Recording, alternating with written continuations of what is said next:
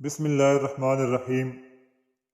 بعض لوگوں کو اللہ تعالیٰ نے ایسا ہنر عطا کیا ہے کہ وہ دکھی دلوں اور اداس چہروں پر مسکراہٹیں اور خوشیوں کے رنگ بکھیر دیتے ہیں۔ ایسی ہی عظیم شخصیات میں سے ایک نام انور مقصود صاحب کا ہے۔ محترم انور مقصود صاحب اپنے دھیمے اور مخصوص لہجے میں ایسی بات کر جاتے ہیں کہ انسان جب بھی اسے سوچتا ہے تو کتنا ہی دکھی کیوں نہ ہو، ایک بار چہرے پر مسکراہٹ ضرور پھیل جاتی ہے۔ فرماتے ہیں بیوی سے عشقیہ گفتگو کرنا ایسا ہی ہے جیسے انسان خارش وہاں کر رہا ہو جہاں خارش نہ ہو رہی ہو۔ علماء کرائم سے گزارش ہے احتیاطاً ایک دفعہ پھر تحقیق کر لیں کہ دجال کانا ہوگا یا لنگڑا۔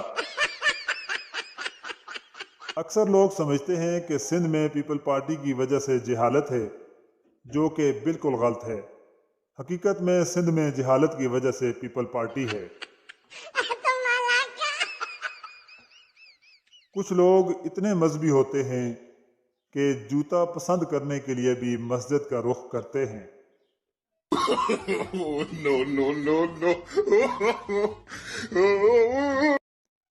بہت کم لیڈر ایسے گزرے ہیں جنہیں صحیح وقت پر مرنے کی سعادت نصیب ہوئی۔ فرماتے ہیں قسطوں پر ریفریجریٹر خریدنے کے بعد واقعی فرق محسوس ہوا، اور وہ یہ کہ پہلے جو بدمزہ کھانا صرف ایک ہی وقت کھاتے تھے اب اسے ہفتے بھر کھانا پڑتا ہے۔ دنیا میں کامیاب جوڑا صرف جرابوں کا جوڑا ہے، جو ایک کے بغیر دوسرا ادھورا ہوتا ہے۔ کچھ لوگ اتنے بھیانک کنوارے ہوتے ہیں کہ ان کے تاش کے پتوں میں بھی بیگم نہیں آتی۔ میٹھا خربوزہ اور خاموش بیوی قسمت والوں کو ملتی ہے۔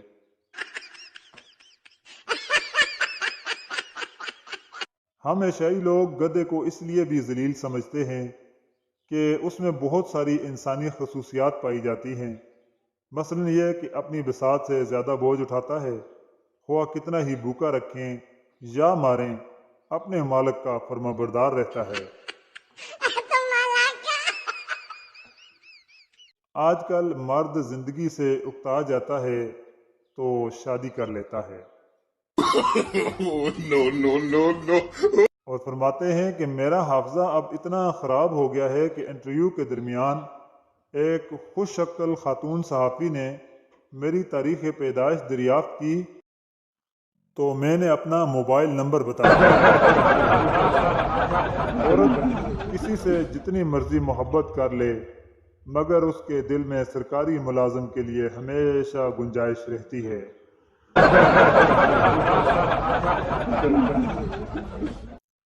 بڑا آدمی جب گناہ کرتا ہے تو حج کر لیتا ہے، اور جب جرم کرتا ہے تو جج کر لیتا ہے۔ محبتوں کا بہت شکریہ جناب، لائک اور سبسکرائب لازمی کر لیجیے گا۔ جزاک اللہ۔